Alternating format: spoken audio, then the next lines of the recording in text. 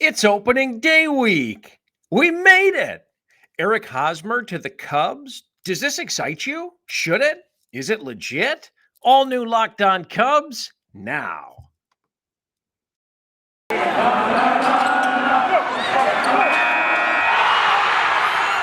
are Locked On Cubs, your daily Chicago Cubs podcast, part of the Locked On Podcast Network, your team every day.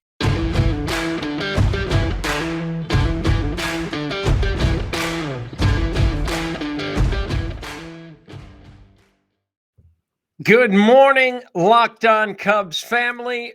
Happy Monday. Let's take care of some business right away. First and foremost, happy opening day week to you. We're knocking on the door just 3 days away from opening day. We made it. Better late than never. Thank you for taking the time to make Locked On Cubs your first listen here on this wonderful Monday morning. We appreciate you more than you know. We're free and available wherever you source your favorite cast. So please check us out today. Check us out on YouTube as well, Locked On Cubs YouTube page. We would love your subscription. Please, come on, join the Locked On Cubs family. Today's episode brought to you by BetOnline. BetOnline has you covered this season with more props, odds, and lines than ever before. BetOnline, where the game starts. Join us on social media as well, at Locked On Cubs, at Chicago Cubs PA. Please engage with us. Talk to us. Let's talk baseball. Let's be respectful of each other's opinions and comments. Well, my heart's broke, guys. I hate to tell you, and so is Wade Miley for the time being. What does this mean for the Cubs staff as we head towards opening day just 3 days from now? We've also got some of the final news, notes, and nuggets out of Mesa before camp breaks later on in the show. However, first, we must dig into the swirling rumors of Eric Hosmer potentially joining the Cubs from the Padres. Does this excite you? I'll ask again. Should it excite you? We've heard the Mets rumors, and over the weekend, we were told that essentially a deal had been done between the Padres and the Mets, sending Hosmer, the first baseman, to New York.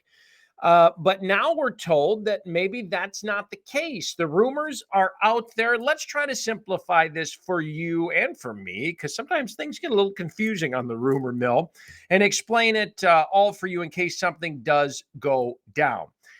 If you thought you'd heard the last of the Cubs being interested in swinging a deal with the Padres centered around Hosmer, think again, because like I said, John Heyman tweeted over the weekend, San Diego is in, and I quote, deep trade talks with a couple of teams. One of these is believed to be the Cubs, who lit a fire when they discussed a potential deadline deal that would have brought catching prospect Luis Campusano to the Cubs and have been tending the flames ever since. Okay. So this deal really isn't about bringing Hosmer, the veteran left-handed first baseman, in. He essentially just has to be part of the package because the Padres need to dump some cash. They need to dump salary. So first and foremost, let's talk about Hosmer, who would essentially be the centerpiece of this deal, more or less. Veteran, left-handed first baseman, 32 years old. If you recall, kind of turning the calendar back a little bit, had some big years back in the day with the Royals, couple 25 home run seasons. Probably not, definitely not worth the contract that he signed with San Diego after the 2017 season, which is 8 years and $144 million. Yikes. So the last couple of years in San Diego, arrow trending down, although he did drive in 99 runs just a couple of years ago in 2019.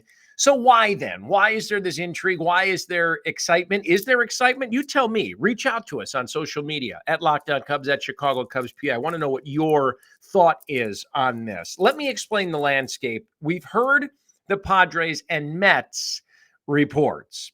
Why would this make sense for New York? I know this is a Locked On Cubs show, but bear with me. We're getting there. The Mets were in dire straits following the diagnosis of Jacob deGrom with a stress reaction in his shoulder. And now, since you may have heard over the weekend, they've also scratched Max Scherzer from his start over the weekend's intra-squad game due to a hamstring issue. So even if the latter to Scherzer isn't too serious, Mets GM Steve Cohen has shown that he's more than willing to spend money to put a competitive team on the field. That means giving owner Steve Cohen, I apologize. That means giving his front office carte blanche essentially to do what it takes, which in this case would be a much more involved trade than the Cubs were likely looking at. So the Mets and the Cubs essentially have different motives, yet the same pieces or some of the same pieces of that Hosmer deal would be in place depending on which team paired up with San Diego. The Cubs were more or less, or are more or less, angling to buy a prospect in exchange for taking on Hosmer's remaining payroll obligation. The Mets would send outfielder Dom Smith to San Diego for cash and 2 pitchers in addition to Hosmer and tons of cash, 20 plus million the Padres would send over to New York to kind of offset that giant salary that Hosmer has. So more or less 2 teams interested, Cubs and Mets, although we're told there may be more. There was a deal in place supposedly over the weekend between the Mets and Padres that was kaput, nixed, nil. Yet the motives are quite different. But does a Hosmer type deal make your team or the Cubs team that much better today? Maybe he does. Give Schwindel a backup at first base, a strong veteran backup. Adds another wrinkle to the designated hitter slot for David Ross and gives you a left-handed hitter off the bench when he's not starting. Okay, so that's all good, right?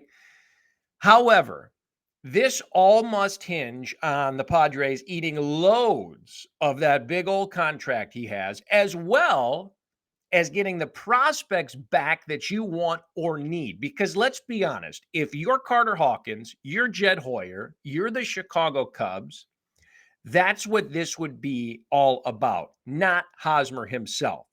With all of that said, the latest is now the Mets could turn around and flip Hosmer to the Cubs.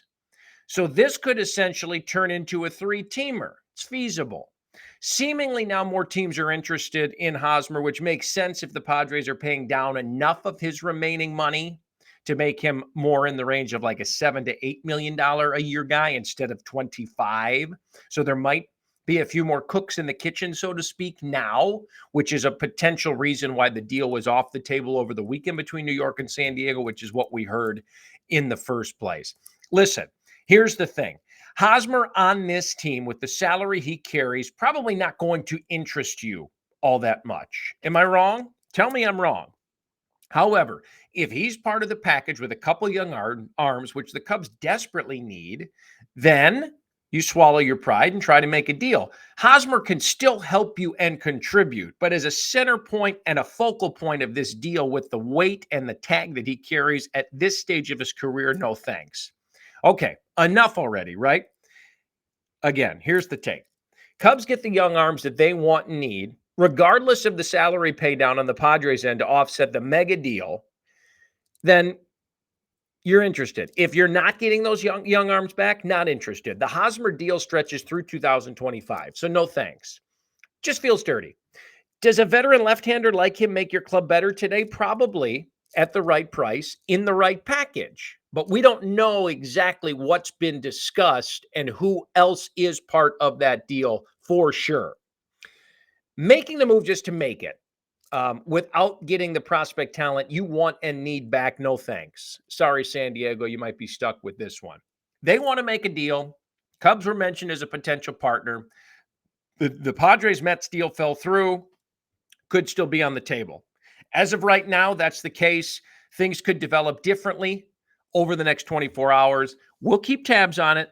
Stay tuned to Locked On Cubs, at Locked On Cubs, at Chicago Cubs P on Twitter for all of the latest news. So, talk about a guy the Cubs may bring in. Let's talk about a guy the Cubs did bring in November. 1/3 of my 3-headed rotational monster is on the shelf. Well, now what? We dive into that coming up shortly. BetOnline.net, your number one source for all of your betting needs and sports information all season long. Find all the latest sports developments, including this week's Masters Championship odds, podcasts, and reviews for all the different leagues this season. Can you believe it's Masters week already? One of my favorite weeks of the year. You must tune in to coverage from Augusta National. BetOnline is your continued source for all of your sports wagering information, including live betting, esports, and scores. Head to the website today or use your mobile device to learn more about the trends and action. BetOnline, where the game starts. Talk about some Cubs injuries, some big ones next.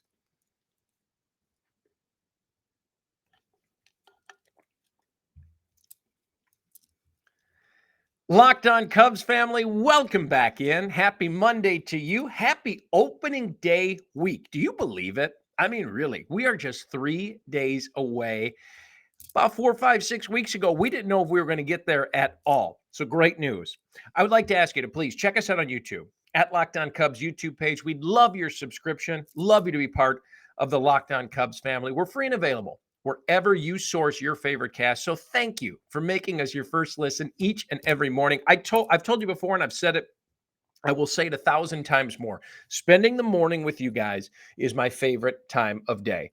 Also, want to remind you that Locked On MLB Prospects host Lindsey Crosby is a prospect encyclopedia, and he's going deep on the MLB stars of tomorrow. Don't miss his cast because the Cubs have a lot of these stars of tomorrow that he likes to shine some light on. Free and available, just like Locked On Cubs, wherever you source your favorite cast. Okay, you know I'm a pretty positive cat by now, especially when it comes to my Cubs. So I hate to be the bearer of bad news on this one, especially on a Monday morning. Cue the Charlie Brown wah, wah, wah. But Wade Miley is sidelined, and I don't like it. We have discussed here at Locked On Cubs all winter long throughout the lockout how much I loved this waiver claim for Wade Miley back in November from the Reds and how he would quietly fly under the radar essentially as an integral part of the 2022 Cubs rotation. So now with a staff that was already on an arms hunt, so to speak, and most are in baseball, especially with the shortened spring and the lockout this year, they're down a key ingredient. Let's rewind. A couple days ago, Wade Miley was really encouraged by the live batting practice session he threw for the Cubs. This was last Sunday, so we're going back about a week. The vet pitcher checked out the data after his outing, liked what he saw, told reporters that things went better than expected, and he felt good, but unfortunately, the feeling did not last. Friday morning, Cubs manager David Ross said that Wade Miley currently dealing with some inflammation in his left elbow. So the veteran left-hander will begin the season on the injured list, delivering a late spring setback as the Cubbies try to map out the pitching staff. Said Ross, not too concerned right now. We'll let that thing calm down and get him back started. Okay, good news, yes, but behind the 8 ball at the same time, yes. The plan right now for Wade Miley moving forward here with opening day just 3 days away is to shut things down for a 10-day minimum before being reevaluated. Again, good news, maybe. Skipper David Ross noted that the lefty did not feel discomfort while throwing, and this is actually quite interesting, but rather during his windup, especially when elevating his arms. So when the issue persisted, the Cubs had Miley undergo an MRI, which showed the inflammation. No firm timetable on the return. Typical program for typical buildup program for a starting pitcher could mean that he's out of the mix until late April at the earliest. Okay. So, big part of the top of the Cubs rotation now sidelined for at least a few weeks, couple weeks, we'll say, on the aggressive end. What does this mean for the Cubs now moving forward with their rotation and the three-headed monster that I touted as a large part to what can contribute to their divisional success in 2022? How much have we discussed the trickle-down effect, how the Cubs rotation shakes out, as to how that shapes the bullpen, as to how you get the idea. Rotation ramifications. Wade was already on a slower program this spring. We've highlighted that throughout the course of Locked On Cubs the last 2 or 3 weeks, and it was clear the Cubs were building in some contingency plans for a situation like this. So behind Hendricks and Stroman, Cubs have been working on building up volume for a long list of arms. Again, a lot goes into this. With the lockout, you've got expanded rosters, which affect things. You've got a shorter spring training. You've got guys dealing with getting prepared for a Major League Baseball season in a much shorter time, and that's not an easy task to accomplish. Ross said they've got multiple guys that are built up that can slot in. Also good news. See, I'm trying to stay positive here. Who? Well, left-hander veteran Drew Smyly and Justin Steele, for example, also are preparing for starting roles. Love both of these options. You got the vet and the kid. Also have some righty options. Don't forget about Alec Mills. He's been there, done that. What about Keegan Thompson? He's going through a starter program this spring as well. All 4 pitchers in that group that I just mentioned could be mixed and matched or paired together for April games. What's a potential bonus here, or 2 maybe? Veteran leadership and grit from a Smiley type. And then with Steele, you kind of have to let him take his lumps and mature on the job if he's going to be thrown into this, which is a good thing, or can be, at least until Miley comes back. What's changed with all of this then? Well, earlier this spring, Ross noted that Steele had a minor league option, but the manager has since indicated quite strongly because of the current landscape that the lefty will be in the Cubs rotation. Smiley, while open to working out of the bullpen, has never hidden the fact that he would rather be in the rotation. And I, as host of Locked On Cubs, whose opinion matters zilch, would prefer to see him in the rotation as well, regardless of Miley's health. Don't forget about Alec Mills as we check in with all this either. Here's more good news. The early season schedule for the Cubs, always a bit different than, say, how the schedule shakes out in the dog days of August or later in the year. It helps that the Cubs have an off day after their season opening 4-game series with the Brewers at Wrigley. So, if needed, Cubs can delay using a 5th starter until April 16th in Colorado, which is good news when you're dealing with an injury like this. Okay, so we solved the world's problems with the Cubs rotation, even though Miley can't go. What about the aforementioned trickle-down effect? Reaganomics, right? Impact on the bullpen. Well, the shortened runway to opening day has essentially created a situation where teams are building bullpens in an unconventional manner. And we've seen this spring with the Cubs, man. They have signed a plethora of arms in which they need it. A lot of veteran guys, too, which is great because they're going to need that experience out of that pen. Having multiple relievers in that sense, then, capable of throwing more than 1 inning is going to be crucial, especially at the onset of this season.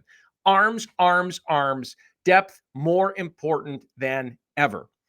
The addition of the 2 extra roster spots because of the lockout, plus the Miley setback, allows the Cubs to consider carrying 3 extra pitchers on opening day come Thursday. Very, very important considering the nature of this year's spring landscape. What says David Ross on the multiple inning phenomenon from pitchers coming out of the bullpen? The pen guys, if I was counting through it, says Ross, we probably have 5 or 6 guys that can go 2+, so I think we're covered. Great. That surely helps alleviate the pressure from the rotation if you're only able to get 4 or 5 out of them. Mills and Thompson certainly fit that description. Lefty Daniel Norris, righty Scott Efros, and Michael Rucker fall into the mix as well. What about Jesse Chavez? He's now part of the 40-man roster. You're going to see plenty of him. Workhorse still at 38 years old. Mark Leiter Jr., toss him into that category as well. Chavez, like I said, been added to the 40-man. Expect to see plenty of him. All in all, I ask you not to panic, Cubs fans, but at the same time, Wade, please get well soon.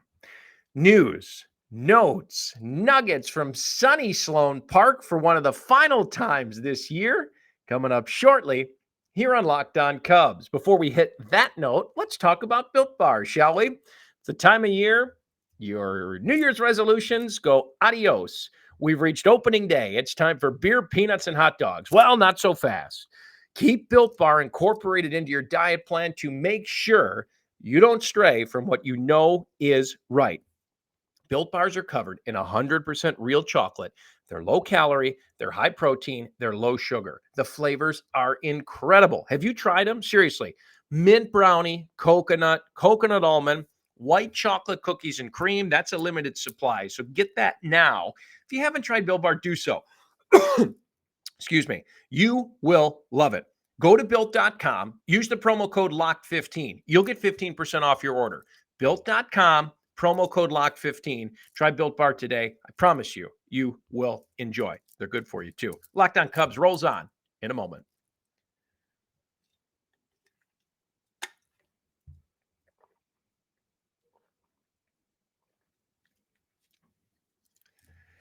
Welcome back into Locked On Cubs. I'm your host, Andrew Bellison, former public address announcer at Wrigley Field, and now part of the Locked On Cubs family. It is a pleasure to spend every morning with you. Happy Monday, first of all. We're free and available wherever you find your favorite cast, so please check us out today. News, notes, nuggets from spring as we get ready to wrap this baby. Head back to Shy. Opening day just 3 days away. Happy opening day week to you. Sun's out today. It's a little warmer. Had snow over the weekend, though. It's April in Chicago. That's how it goes. How about newcomer Michael Givens? We'll stick on the pitching side. Bullpen help. Arms. He was supposed to make his Cactus League debut on Wednesday. Instead, threw a bullpen because he's been dealing with some soreness, and manager David Ross, who didn't specify where. His first spring outing then arrived on Saturday over the weekend. He pitched very well, tossed a scoreless inning with 2 strikeouts and a walk. What did Givens say? I'm letting my body tell me how it goes, and yes, opening day is coming up real quick. But we're just going to try to maintain, and like you do in baseball, you make adjustments. So just make an adjustment to the time frame and getting ready for opening day. Ready for opening day? Unsure right at this second. But why is this important? Well, Givens is part of a collection of veteran relievers the Cubs have in camp in an effort to put together a more experienced bullpen. One piece of the pitching staff puzzle is in place after Saturday's 5-4 walk-off win against the Angels. As we mentioned, the Cubs selected the contract of Jesse Chavez from Iowa. 40-man roster is now full. Chavez, despite coming to camp this year as a non-roster invitee, he was expected to make the team at 38 years old, and he did. Pitch well this spring, allowing 2 runs in 7 innings, 2 walks, and 7 strikeouts. How about Nick Madrigal? Up the middle, top of the order. We are all excited to see him play, and we hope he's healthy. Felt some tightness in his right glute / lower back area going through his warm-up progression on Friday morning. Lingered during base running drills. So he was pulled from the drill when it was noticeable that he couldn't go at 100%. Madrigal has experienced this type of tightness before, and he did say the discomfort was not located at the surgical site where he had surgery last year that sidelined him for the rest of the year when the Cubs made the deal sending Kimbrel to the White Sox and bringing Madrigal back. So reason for concern as he dealt with the hamstring surgery last year, but good news is it wasn't at the surgical spot, and he added that he felt great Saturday and the tightness wasn't anything alarming, wasn't anything too bad. Moreover, he went through a workout and is expected to play in a minor league game before he gets back to full-time major league action. The Cubs will likely need to monitor Madrigal's playing time as he returns from that surgery last season. So nothing alarming there. I think this is more err on the side of caution with a guy who's going to play an integral part of your 2022 season if he's healthy. What about a couple more injury updates? Talked about Miley a little bit. Andrelton Simmons and his return from what he described as a mix of soreness and tightness in his shoulder. He's felt better throwing from a distance, and he's been increasing that distance, and he has a little bit more zip on the throws across the diamond. Worked up to about 70 feet over the weekend and will continue the throwing progression here as opening day knocks on the door. Simmons said the ailment initially emerged during the offseason, as a matter of fact, but then it resolved itself, and then it reemerged after reporting to Cubs camp and became tighter after an intense day of throwing.